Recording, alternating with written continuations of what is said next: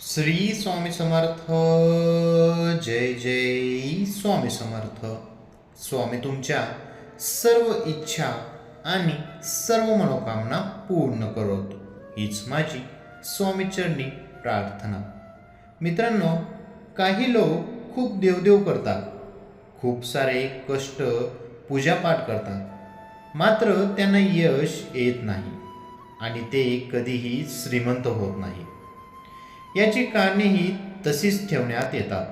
या व्यक्तींना त्यांच्या कामात खूप पैसा सुख मिळत नाही, कारण त्यांच्या काही चुका असतात ज्यामुळे या गोष्टी घडत असतात. जरी पैसे आले तरी ते टिकत नाहीत. त्यामागे कारण काय, तर चला मग जाणून घेऊयात. सर्वप्रथम, मळकट कपडे घालणाऱ्या व्यक्तीच्या घरी लक्ष्मी टिकत नाही. कामावर जर अस्वच्छ होत असतील तर ते ठीक आहे, पण कुणी मुद्दाम अस्वच्छ कपडे परिधान करत असेल तर ते मात्र चुकीचं मानलं जातं. त्यामुळे ती व्यक्ती कधी श्रीमंत होऊ शकत नाही.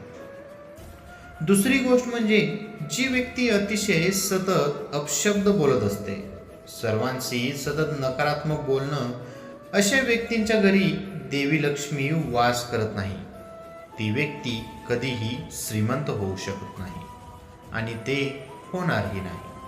त्यामुळे आपल्या वाणीत थोडा बदल करावा.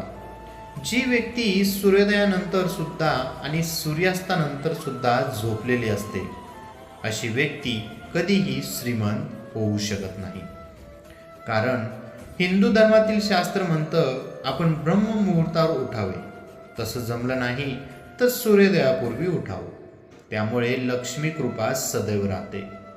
जी व्यक्ती अस्वच्छ पायाने झोपतात, अशा व्यक्तींच्या घरात नेहमी आजारपण वाढत असतं. सदैव आजारपण येत राहतं. त्यामुळे सर्व पैसा आजारपणासाठी खर्च होत असतो. जी व्यक्ती डोक्याला तेल लावून तेच पुन्हा शरीराच्या अन्य भागाला लावतात, त्या व्यक्तीच्या आयुष्यात माता वास करत नाही. परिणामी त्या व्यक्ती श्रीमंत बनत नाही असे म्हणतात. तसेच जी व्यक्ती चालताना नखाने गवत तोडतात किंवा जमीन नखाने उखडतात, त्यावरही माता लक्ष्मीची दृष्टी ठेवत नाही असं बोललं जातं. मळकट कपडे घालणं आणि अपशब्द बोलणे, शिवीगाळ कर आणि सूर्योदयानंतर आणि सूर्यास्तानंतर झोपून राहणं किंवा डोक्याला तेल लावून तेच पुन्हा शरीराच्या अन्य भागांना लावणं टाळायला हवं. त्यामुळे देवी लक्ष्मीची अवकृपा होते आणि देवी लक्ष्मी घरातून काढता पाय घेते. तुम्ही यापैकी कोणती चूक करत असाल तर ते नक्की टाळा. श्री स्वामी समर्थ.